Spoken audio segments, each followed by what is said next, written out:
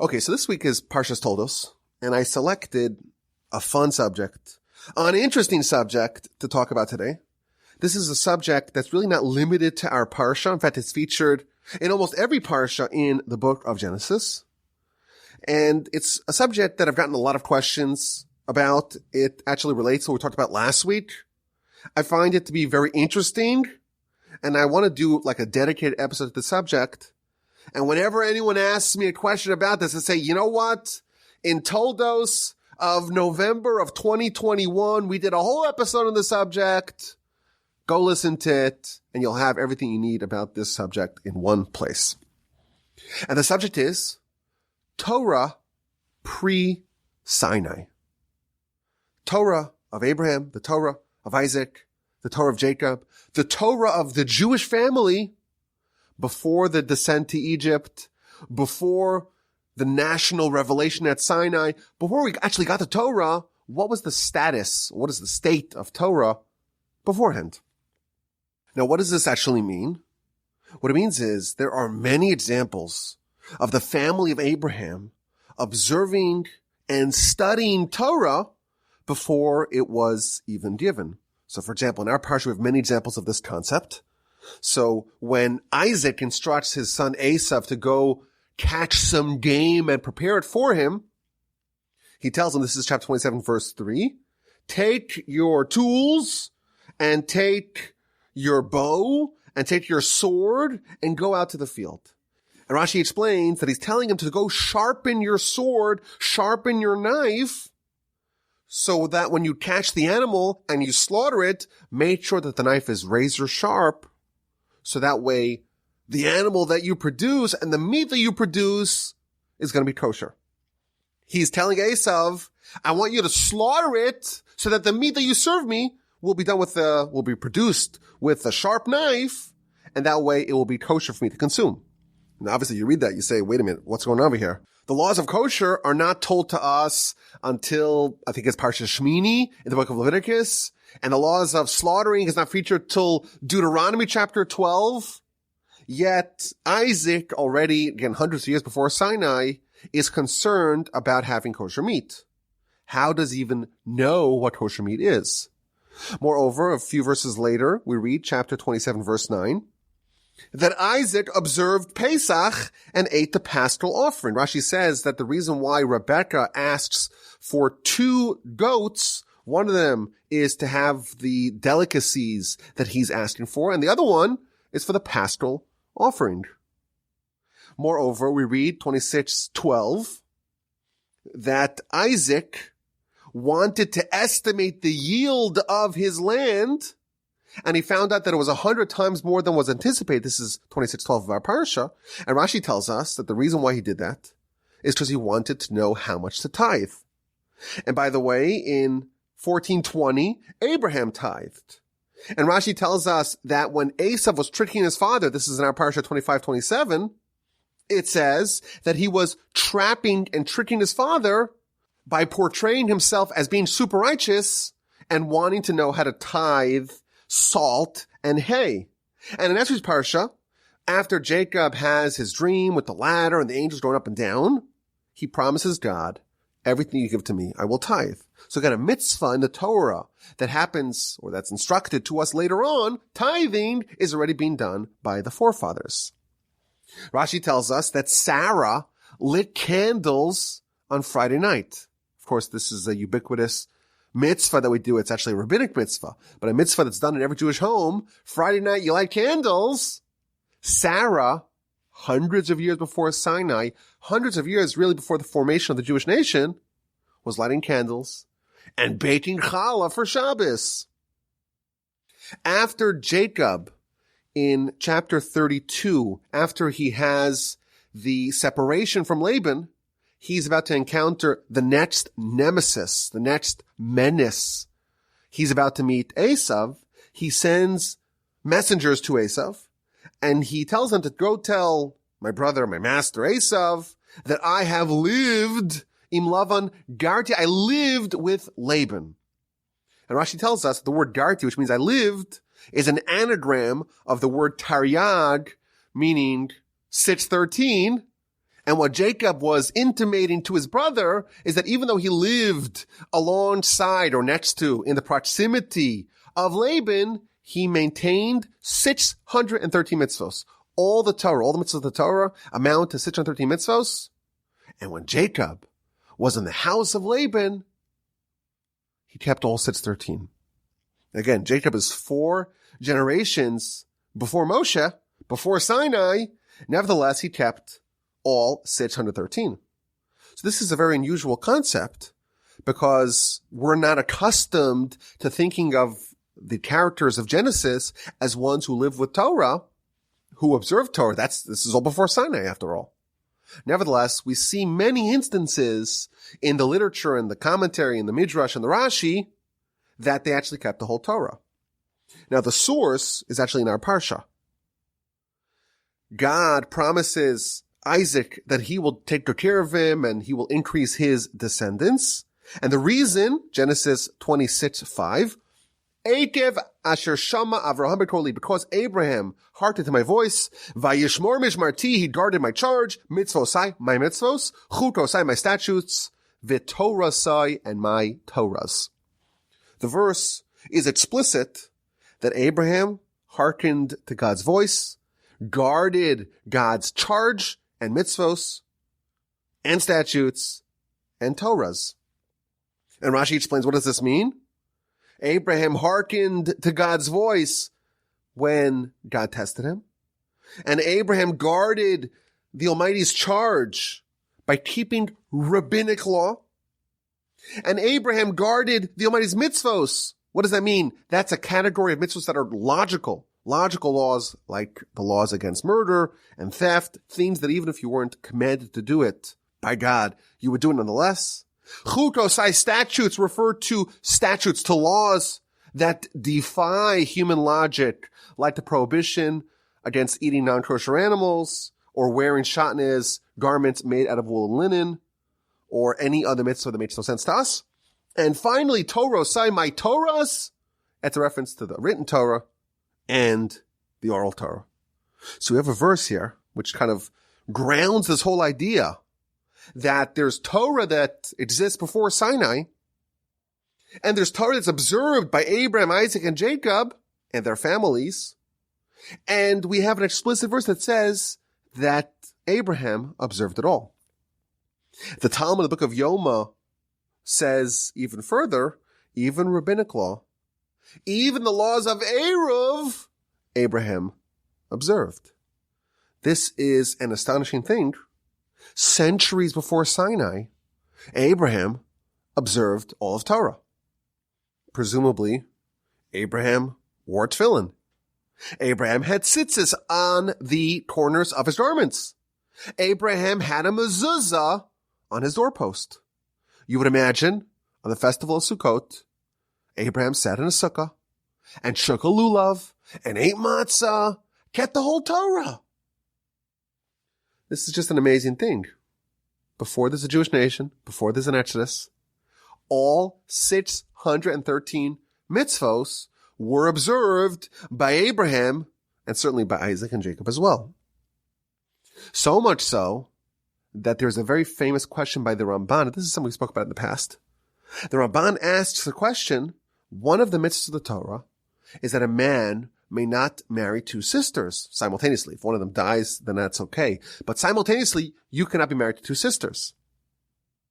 Well, how did Jacob marry 2 sisters? He married Rachel and Leah, next week's Parsha. Spoiler alert. How did he marry 2 sisters? If Jacob observed the whole Torah, how did he violate this particular law? So the Ramban answers that indeed Jacob kept the whole Torah, but because it was not obligatory, it was not mandated by God, there was no covenant and commandment and instruction of Sinai yet, he only observed it inside the land of Israel, inside the land of Canaan. Outside of the land, he didn't observe it. He wasn't obligated. He didn't accept upon himself to do that outside the land. And therefore, outside the land, when Jacob goes to Haran, and he marries 2 sisters in violation of the Torah because he wasn't obligated to do it. and he only did it, so to speak, he volunteered, he did it on his own, he opted in, but he opted in only in the land of Israel. And the Ramban adds that when Jacob entered the land, Rachel died. The reason why Rachel died right when he entered the land is because he first married Leah, and therefore his marriage to Rachel, that was the union that violated the prohibition against marrying two sisters. Because Leah he married, it was totally permissible. He wasn't married to any of her sisters.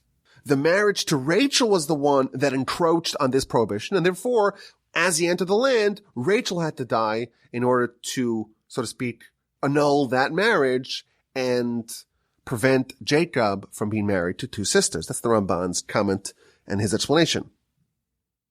So how did Jacob marry two sisters? The Ramban says, again, Jacob observed everything, but only in the land. There are other answers. So, for example, the Maharsha in the book of Yom on page 28b tells us that the way Jacob married two sisters is because they were converts. And a convert who converts to Torah, to Judaism, is like an infant born. They have a clean slate, and all their relatives, they get annulled. They start from scratch like a brand new baby, and therefore they weren't really considered halachically sisters, and he was allowed to marry them. But again, the principle that Jacob observed the whole Torah is accepted by all. Rabbeinu Bechaya, one of the other commentators, he says that in a couple of weeks we're going to read about Jacob having a midnight struggle, a nocturnal battle with a man. Really, we know that that's an angel. And the whole night they're struggling, and in the morning the angel hits him in his hip and dislodges his hip. And that's the angel who renames Jacob Israel. So the commentary explains what's happened in the whole night. The whole night, the angel is poking and prodding Jacob to find a vulnerability, to find a weakness. And the only area of weakness, the only part, so to speak, of Jacob's body that has a flaw, that has a vulnerability, that the Torah, so to speak, of that particular region of the body is not being fully observed, is the area near the genitalia, near the groins, in the loin, so to speak, of Jacob. Because he was married to two sisters, that was the only flaw, and that was the only area that the angel was able to attack him at.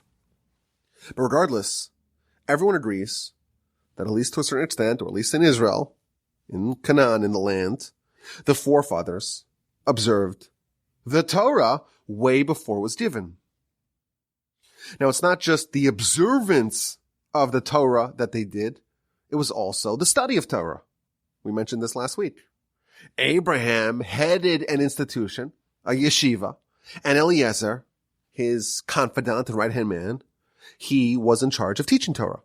And the Talmud tells us in the aforementioned book of Yoma, page 28b, Abraham, Isaac, and Jacob, all of them headed a yeshiva into their advanced age.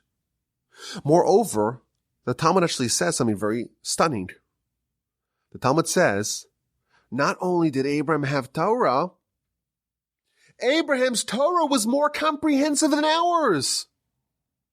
Talmud says, our book of Talmud, of the laws of avodah zarah, of idolatry, if you look at the set of Talmud, and you open up the book called avodah zarah, which means idolatry, and you count the chapters, it has 5 chapters. Says the Talmud, Abraham had the same book. But his version of this book, his book of Talmud, of the laws of idolatry, contained not 5 chapters, but 400 chapters. Abraham had a more comprehensive Torah on this subject. His book of Talmud of avodah zarah was 80 times more comprehensive than ours. And the Talmud actually adds, and we have such a hard time studying our 5 chapters. And Abraham had 400 chapters. Now we're also told that there was an academy of Shem and Aver if you look at the 4th verse of our Parsha, it tells us that there was a struggle in utero between Jacob and Esav.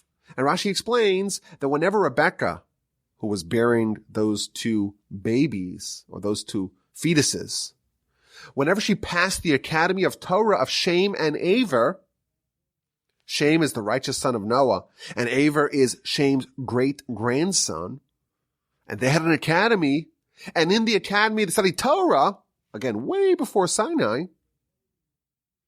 Whenever they passed that, Jacob in utero had such fine senses for Torah that he started making a push. He was starting to jostle to try to leave and to be born to go study. And whenever they passed the house of idolatry, Esav, he had a sense for it. He had a desire for it. He had a lust for it. And he too made a move to try to be born to go worship idolatry. Now, Jacob himself, in the end of our Parsha, we read in the very last Rashi of our Parsha, tells us that Jacob actually spent 14 years between when he escaped from Esav and when he arrived in Haran. He spent 14 years in the academy of Shem and Aver. And we're also told that Jacob's favorite son, we read in chapter 37, verse 3, was Joseph. And Rashi explains that he taught him all of his Torah. And Judah founded a yeshiva in Goshen. When Jacob was reunited or found out about the fact that Joseph is still alive, he sent Judah ahead of him to go found a yeshiva in Egypt before the nation gets there. So we have an amazing thing over here. We just surveyed many sources that tell us that the forefathers and their families both observed the Torah before it was given and studied it before it was given. And we believe that the Torah was in heaven before Abraham. Yet our antecedents had access to it in its entirety, both on a practical level, observing all the mitzvos, and on a theoretical level, learning it, studying it. They even had academies to study Torah. What an interesting idea. But also something that I think warrants exploration and investigation. How exactly did they know what to keep? How did they have access to Torah? We have a very simple way to understand how we got Torah. We had the revelation at Sinai. Moshe went, disappeared for 40 days, came back with the Torah. Of course, there were other events, intervening events. Golden calf, smashed the tablets, went up a second time, went up a third time. But eventually, Moshe conveyed to us the Torah, written Torah, oral Torah, and eventually gave it all to us, and we perpetuated it throughout the generations. But here we're told that Abraham, before Moses, Isaac, Jacob, their families, they had access to the identical Torah, even the rabbinic law, written Torah, oral Torah. They had access to all of that, and they were observing it, and they were studying it before it was given. How did they get it? How did they know what to observe? How did they have access to the Torah? So I'm going to give you 3 answers to this question. Now, there are more answers to this question, but I find these 3 to be particularly interesting and insightful. So first of all, we have to acknowledge that the Torah indeed existed before Sinai. In fact, the Talmud tells us, we've quoted this Talmud in the past in some of the other podcasts. Talmud tells us in the book of Pesach on page 54a, there were 7 themes that were created before the world was created. And the first one is Torah. In fact, our sages tell us that the very first thing that God created was actually Torah. It's the thing, so to speak, that's highest on this hierarchy of spiritual sublimity. The thing that's most similar to God in the entire world, or in all of existence, is Torah. And man is the last thing that God created. And the objective of existence is to connect the two, to connect the first thing that God created with the last thing that God created, to bridge the first and last of God's creations. Man is the thing that, so to speak, furthest away from God, because man is the only thing that can rebel against God. But this idea that the Torah actually existed way before it was given to us at Sinai is well documented and established. We've talked about in the past, I think we've done several discussions about this. The Talmud, the book of Shabbos, page 88b, tells us that when Moshe went up to heaven, the angels were very perplexed and surprised to see him. And they asked God, well, what's he doing here? He's coming here to get the Torah. The Torah? The precious treasure that existed 974 generations before the world was created. You want to give it to lowly man? Torah very much existed before it was given to us at Sinai. It just existed on a different dimension. In the words of the Talmud, it existed as black fire atop white fire. If you remember, on the very first Parsha Podcast of the fourth cycle of the Parsha Podcast, so now we're in the sixth cycle, but I guess that's 2 years ago, we read the Ramban's Introduction to Torah, where he explained this idea of the Torah that existed in heaven before the world was created. Torah always existed. It was the very first thing that was created. And it served as a blueprint for everything else that followed. They might have looked into the Torah and created the world. But the Torah of the heaven is in this different format. It's a heavenly Torah, and it's written in some other way, in some other dimension, black fire atop of white fire. And it's kind of a tantalizing subject. How do you get the heavenly Torah to become the terra firma Torah? How does the black fire atop of white fire Torah, how does that transpose to the Torah of what we study, which includes laws such as what happens when my ox gores your cow and we find a dead baby calf on the side and we're not sure if the cow was born as a stillborn prior to being gored, and therefore I'm not responsible for anything more than my animal killing your animal, or did my animal gore your animal and that caused the miscarriage and have to pay not only for the dead cow but also for the dead calf.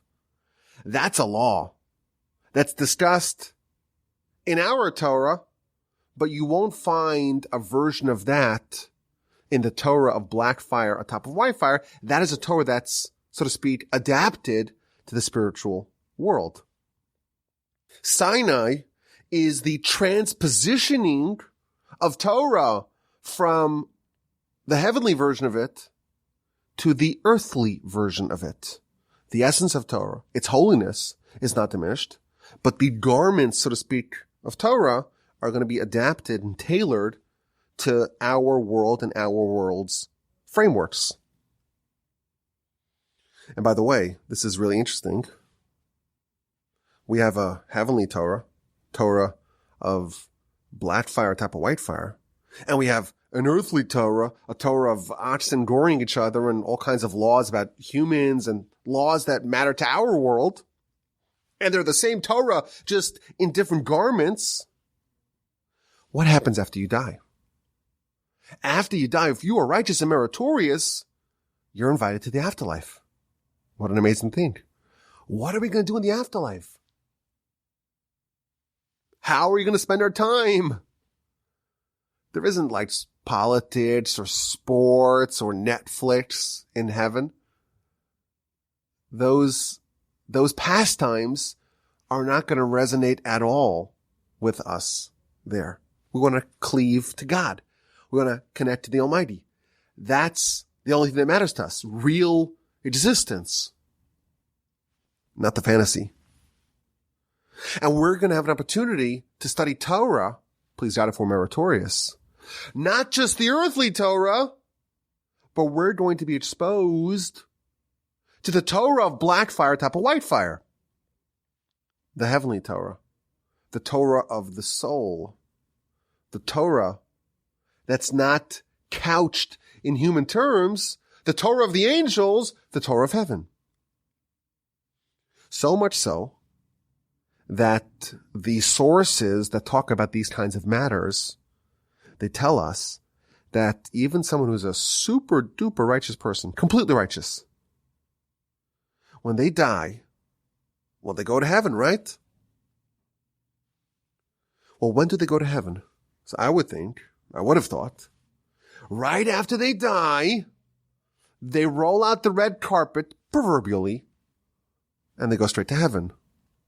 And to a certain degree, that is in fact true.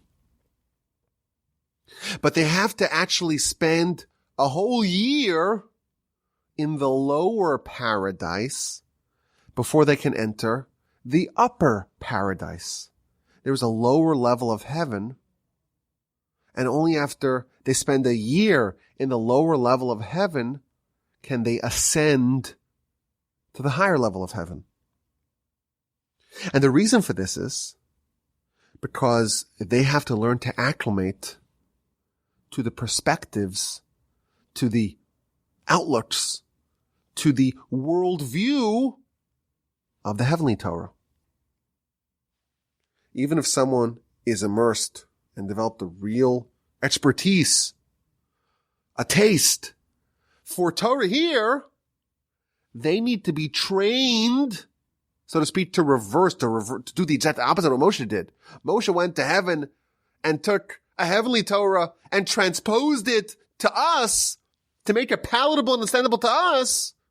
Well, when we die, if we're righteous, we have to, so to speak, undergo the reverse experience of making ourselves compatible with the heavenly Torah. So we spend a year, so to speak, in this lower paradise, and slowly we get acclimated and transformed to be someone who can appreciate the heavenly Torah of black fire atop of white fire. But this concept that we have, so to speak, this heavenly Torah, the first thing that God created, and it exists on a different dimension in the spiritual world, and it was transposed to our world via Moshe. When we ask the question, how did Abraham get Torah? Abraham did a personal version of Mosaic transpositioning of Torah.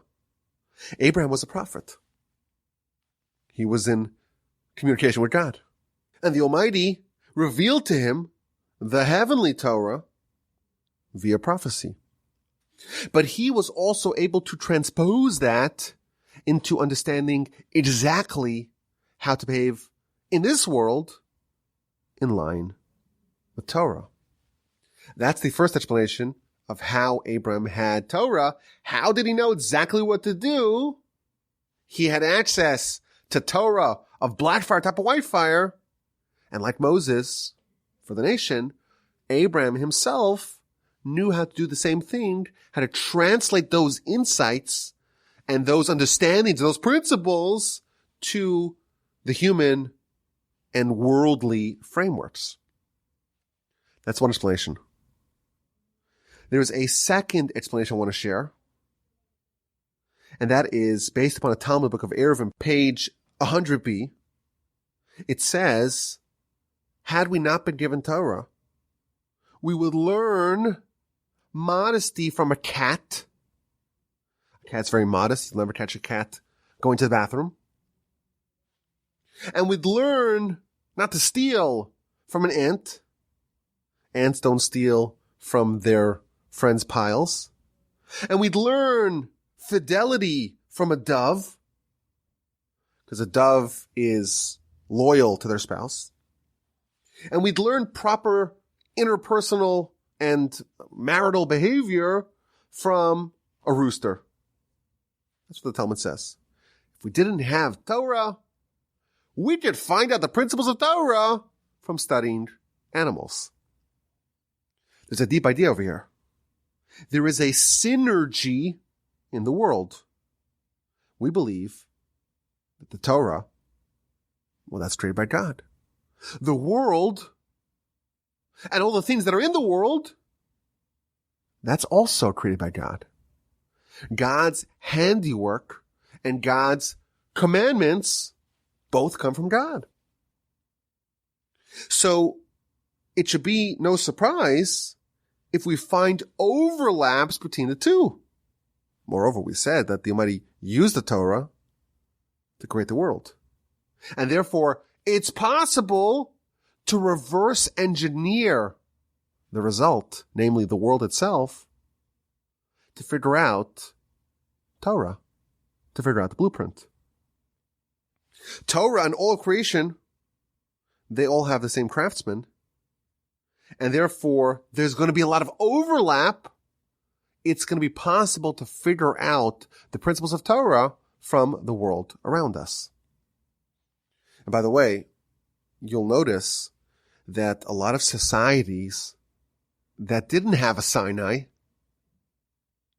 eventually arrive at the same laws or versions of the same laws of the Torah.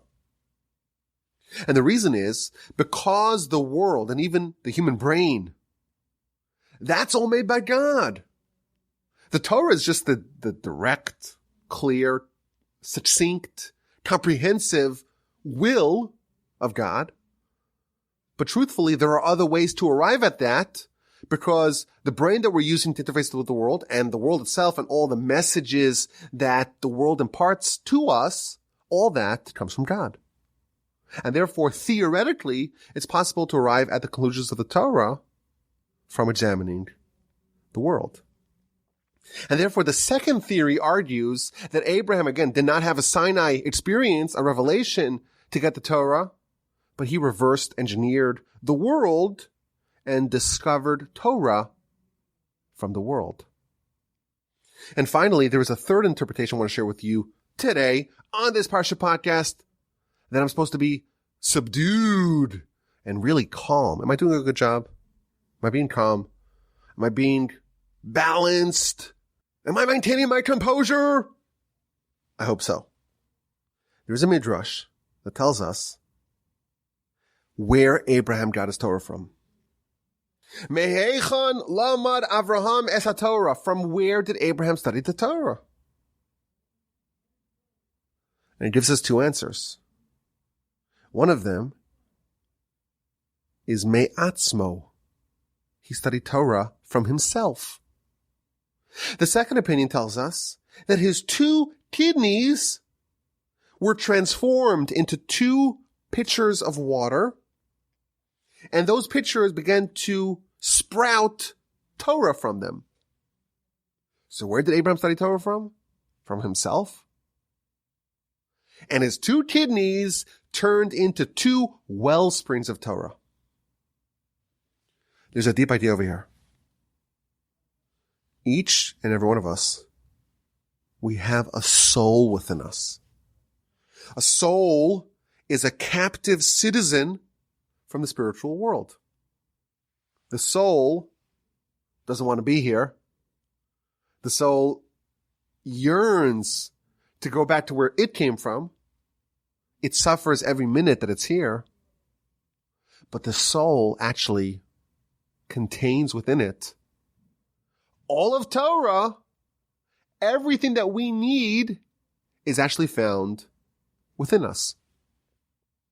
But the problem is that most of us don't have any access to our soul. Your soul is like your kidneys. It's like your internal organs. How much did you spend yesterday thinking about your internal organs, your stomach, your spleen, your liver, your kidneys? If everything is functioning properly, if your body's operating properly, if everything is well greased and oiled and operating at perfect functionality, you don't think about your internal organs at all. Of course, you know that they're there, you're thankful for them, but it's not something which captures your attention. That is the state of our soul. Maybe we're aware of its existence, maybe yes, maybe no, but it does not dominate our life. We don't think about it too much. But within the soul is all of Torah. It's embedded in the soul. It's inseparable from the soul. And in the event that we're able to unearth our soul, we could discover all of Torah from ourselves, from our kidneys. And the problem is that we have what's called the Yetzer Hara. The Yetzer Hara is the blockade. It blockades us from other people. It blockades us from our Creator. And it blockades us from the soul that we have within us. Abraham was one of the few people who completely overcame and eradicated his Yetzer Hara. By dint of that, he was able to not only be completely empathetic to other people, he had no barriers separating him, cloistering him up into a little cocoon of selfishness from other people. He was able to connect to God, and he was able, of course, to connect to his soul. And by doing that, he was able to access and to tap in to the tremendous well springs of Torah that were baked into his soul and are truthfully baked into our soul as well. We're just not aware of it. So these are three different interpretations as to how exactly Abraham studied Torah. So what do we have over here? We have this concept. Abraham, Isaac, and Jacob, they kept the whole Torah. Maybe not out of the land of Israel. And maybe there are other differences between the Torah that they had and the one that we have because they weren't actually technically obligated to do it. They did it voluntarily. But they kept all of Torah. Not only that, they studied all of Torah.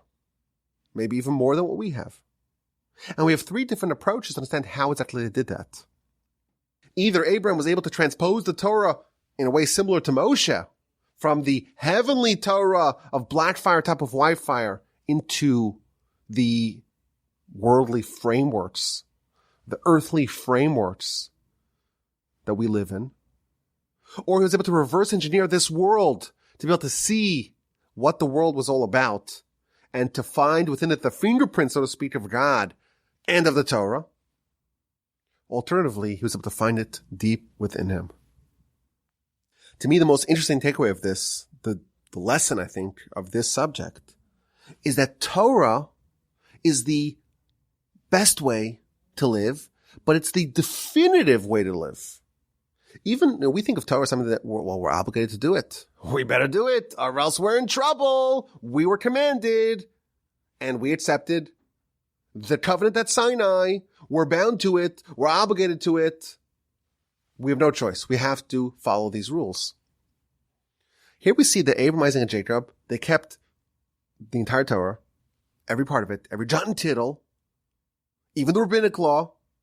They lived really the way we live. And they did that by choice. Why did they choose to do it? They chose to do it because this is the definitive prescription for how to live the most enriching and pleasurable life possible. It's not just some collection of arbitrary, disjointed laws. This is the way to maximize the human experience here.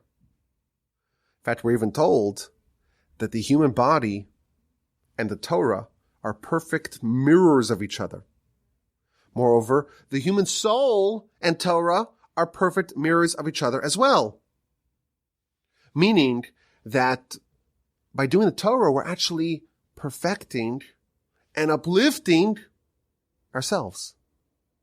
It's not some sort of isolated mitzvah, some law, some regulation, something we have to do. This is the way to live life to the maximum. And Abraham, Isaac, and Jacob, that's what they wanted. And they opted in. They voluntarily chose to do this because that made their lives rewarding. Now, I did see a lot of other interesting topics relevant to this subject. So I saw, for example, a fun question. Abraham kept the whole Torah. He kept the whole Torah. All 613 mitzvahs. Well, there's one mitzvah that we know for sure he didn't keep. And that's the mitzvah of circumcision. When God told him to circumcise at the age of 99, he was still uncircumcised. If Abraham kept the whole Torah, why didn't he circumcise until he was instructed? That's an interesting question. I actually read a book that offered 9 different answers to this question but that is for another day. So let's get to this week's exquisite insight. I got all kinds of suggestions this week for what we should call this segment, because I mentioned last time that I'm still not crazy about exquisite insight. Someone suggested maybe we should call it Torah's secret, or insightful inquiry, or even Torah gems. I feel like we're going to give exquisite insight a few more weeks. Maybe it'll grow upon us. Maybe we'll like it. Maybe we'll stick with it, or maybe we'll change it. Let us see. So listen to this question. Isaac was very concerned about kosher. We just talked about it. And when he sends Esav to go catch some game, he tells him, you better sharpen your sword, so when you slaughter the animal, it's kosher. Don't feed me something that's not kosher. Yet if you read the instruction, he tells him, go take your implements and take your bow and take your knife and your sword and sharpen it and go catch me some game. Here's the question. Why is Esav taking a bow? If you shoot an animal with a bow and arrow, that renders it almost every time as a treifa, an animal that's not kosher. If he hunts with a bow, the animal becomes not kosher. Why does Isaac tell him to take a bow? So I saw something amazing in one of the commentaries. The Sifsei Chacham says that Esav was such a sharpshooter, he was such a prodigious shot, he was able to aim exactly where in the body he wanted to hit. And he was able to aim at the few spots in the body where an arrow penetrating the animal would not render it into a treifa. He was a marksman. He was a sharpshooter. He was a sniper. He had pinpoint accuracy, and he was able to hit exactly where he wanted to hit. And therefore, Isaac was not worried about telling him to take your bow, shoot the animal. But of course, you don't kill it, and you don't make it into a treifa. Afterwards, you kill it with the sword or with the knife and do it in the kosher way. So to me, I found this really interesting because if you remember, Abraham, his other son, Ishmael, was also an archer. In chapter 21 of Genesis, we read a couple of weeks ago, we read how he became an archer. Ishmael was an archer. Esav was an archer. What do we make about the fact that all of Abraham's problematic progeny, they're all archers and they're all a good shot to boot? Now, I don't have an answer to this question. Maybe this is more fitting for our old segment, Answers and Questions. But I found something interesting. When Jacob is about to die in chapter 48 of Genesis, he calls over Joseph and he tells him, I'm going to give you the city of Shechem on top of what you're going to get as one of the tribes of Israel in the conquest of the land, the city of Shechem that I earned, that I took from the Amorites, becharbi ubekashti, with my sword and my bow, I'm giving to you.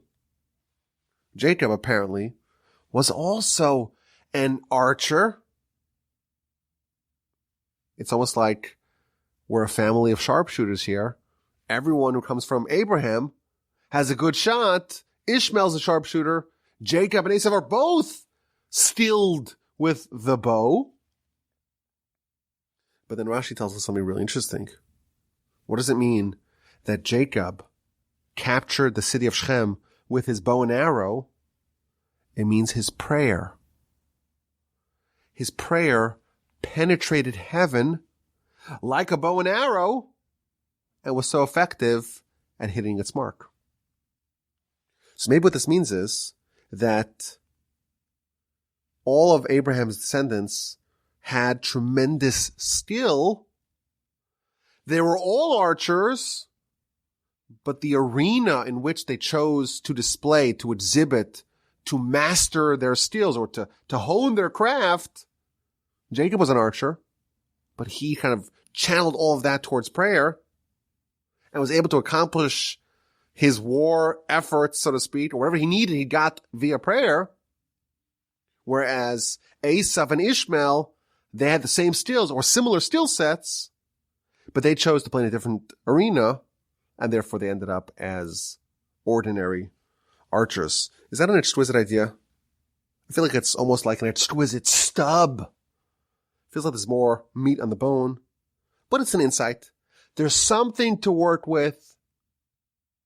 I hope so. I hope you enjoyed it. I hope you enjoyed it. Did you enjoy it? Did you like this version of the Parsha Podcast? A little bit different than what we usually do. Almost like taking a whole concept that kind of bubbles up in all kinds of different places and going through it methodically and trying to explain where it comes from. Did you like the idea? Send me an email. rabbi@wobblechip.com. I thank you for listening. Have an amazing and fabulous and splendid rest of your week. And of course, a wonderful and sensational and terrific Shabbos upcoming. And please don't help the Almighty. We'll talk again next week.